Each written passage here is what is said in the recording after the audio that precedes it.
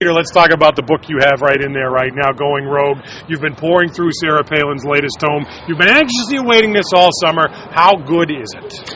Well, my copy comes today. Ah. I am anxiously awaiting it. Sarah Palin, who is not one of my favorite people, is nevertheless a real phenomenon, a real force. She's poised, I think, between what I would call Rush Limbaughville and real electoral politics. I think over the next year or two she's going to make up her mind. Is she going to become a millionaire pundit like Rush, or is she going to go back into electoral politics? Now that's her book, from what I understand and what she said on Oprah and what she's really talked about. She's told us what it's about. It sounds like a study in victimology. It really is. You know, I always thought Republicans and conservatives were suck it up, take responsibility for your own actions. She's responsible for nothing. You know, McCain made me do this, the press made me do that. You know, woe is me. I mean, she's a victim. She's queen victim. I haven't read the book yet. I did get to see some of the stuff on Oprah yesterday. Hey, I was enamored with her last year. I got to say, I saw some of that interview.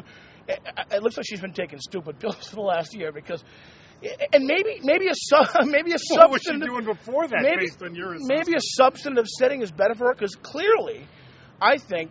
The Katie Couric interview, which they discussed yesterday, and the Oprah thing, these touchy-feely settings, she doesn't look good. It doesn't work for her, and I thought she looked really But as exciting as the Pats-Colts rivalry is there any rivalry in this world more boring right now than Palin and McCain? I mean, no. Who cares in that discussion? Two losers. Yeah. The junior loser blaming the senior loser is not a good news story. But listen, she is the biggest fundraiser conservatives have right now, and as long as she rakes in the bucks, you know, she'll be in the headlines. Speaking of women in politics, let's talk about this rumor up here in Beacon Hill right now. It starts with Martha Coakley, who, so the rumor goes, is going to win the nomination and then win Ted Kennedy's seat. The Attorney General's post is going to be open.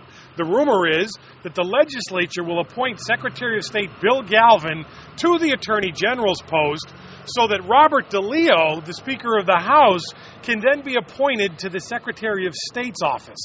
Does this make sense to anybody, and are you buying that this is actually going to happen, Peter? Well, I don't want to make a habit of this, but I actually made some phone calls up in Beacon Hill about this. What the hell? Yesterday.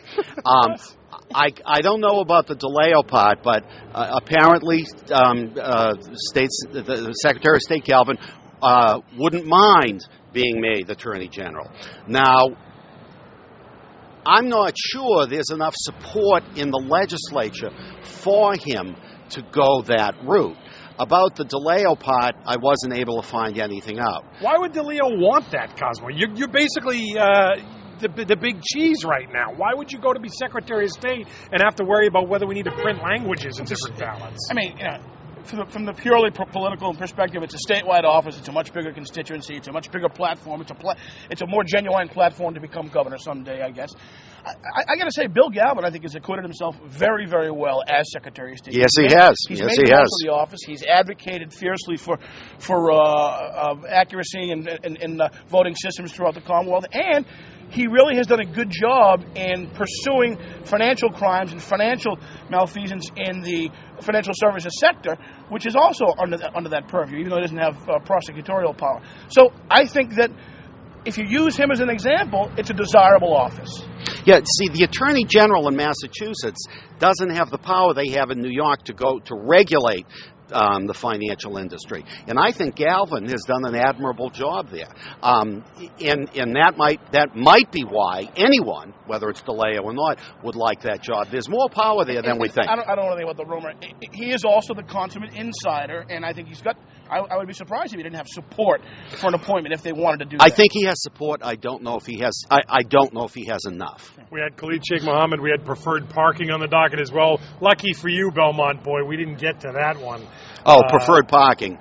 Bad. That thing runs on vegetable oil.